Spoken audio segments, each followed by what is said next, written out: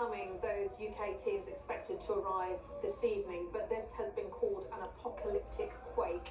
And the fear is that in the end, the death toll could rise as high as 10,000. Siobhan, thank you. Now, around the world, governments are scrambling to offer what aid they can, with teams of rescue specialists already arriving in Turkey. But also hit was neighbouring Syria, where the picture is far more complicated. Already devastated by a civil war, getting relief where it's needed will prove the biggest challenge. A warning that our Middle East correspondent Alistair Bunkle's report includes pictures of one young victim being treated for his wounds.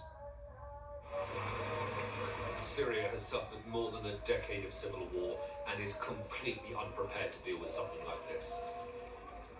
Many of the buildings were already heavily damaged in conflict or poorly built. They would have stood no chance of an earthquake this strong. People rushed outside into the dark early morning, frightened and with nothing but the clothes they wore on their back. فما وصلنا عند باب البناية إلا كان قلبت علينا البناية كلها. الله الحامي قلب علينا باب الخشب هو اللي حمانا الله والباب الخشب والحمد لله رب العالمين. هلا أولادي ثلاثة هون والبنت الصغيرة الحمد لله ما فيها شيء طاول. الحمد لله. In rebel-held areas, البابك قشب حدا البابك والوحة هاي العيمية. They're used to dealing with the aftermath of airstrikes, but this has left them overwhelmed. تصيب المدنيين الموجودين في شمال سوريا. طبعا انهيارات كبيره بالمباني السكنيه التي تضررت جراء القصف السابق على هذه المدن والبلدات. الزلزال في 6 شباط ليكمل على هذه المنازل. طبعا نحن في احد المواقع بناء عباره عن 6 طوابق، لا زال هناك مدنيين عالقين تحت الانقاض. Rescuers worked with their bare hands to pull survivors from the rubble. A small girl was saved, living alive. They were rushed to hospitals, already struggling under the weight of war.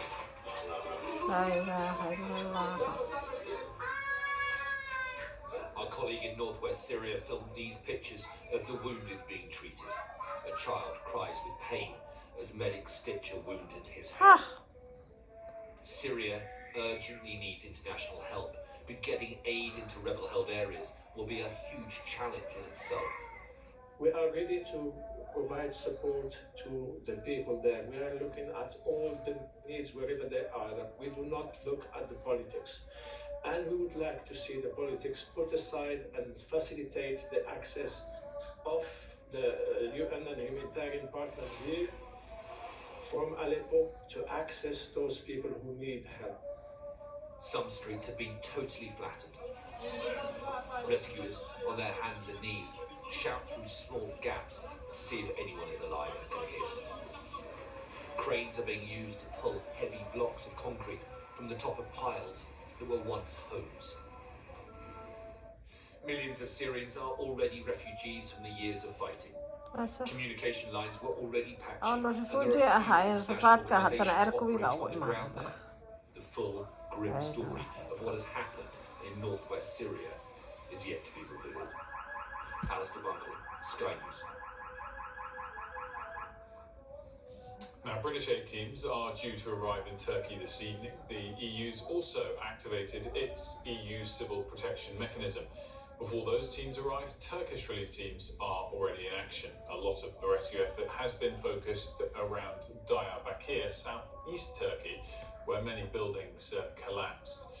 We are joined now by the EU's spokesperson for humanitarian aid and crisis management, Balash Uivari. Thank you so much for joining me this evening. First and foremost, what is the view in the EU of this tragedy? Today is a very, very difficult day. Good evening. We have been working very hard to respond to this natural disaster hitting Turkey and Syria.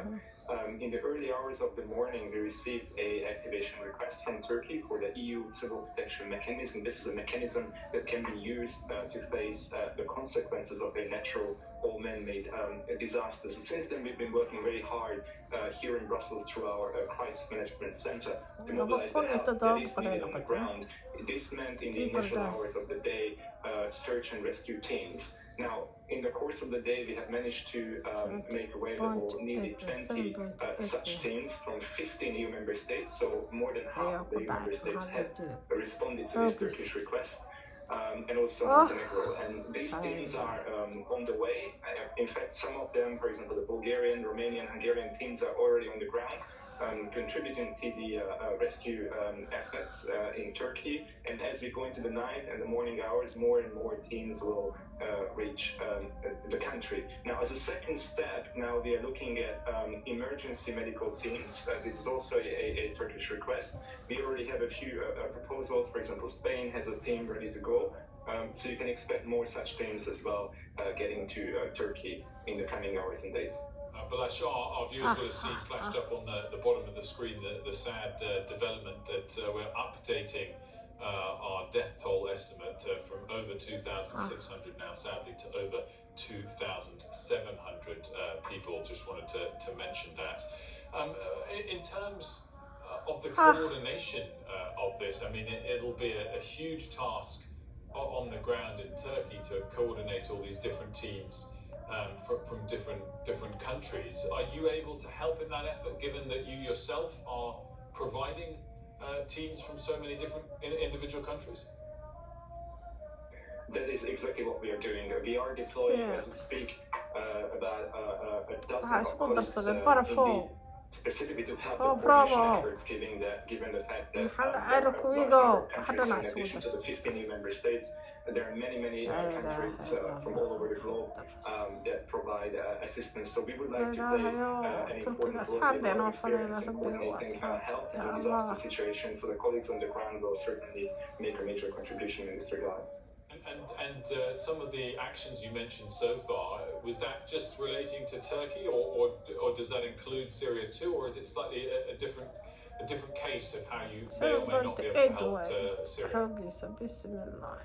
When it comes to Syria, we are in a bit of a different context, and that is because Syria has not activated the EU Civil Protection Mechanism. This is not something that the EU can do. We can only respond to a request put in by a member state or any country around the world. So in the case of Syria, we have not received such a request. However, we are an extremely important actor in the country when it comes to humanitarian aid. We have a number of humanitarian partner organizations that are on the ground in Syria that we have been financing for a number of years already. Just to give you some figures, since 2011, the EU has provided 27 billion euro for humanitarian purposes in Syria, and just last year we made available 150 million euro.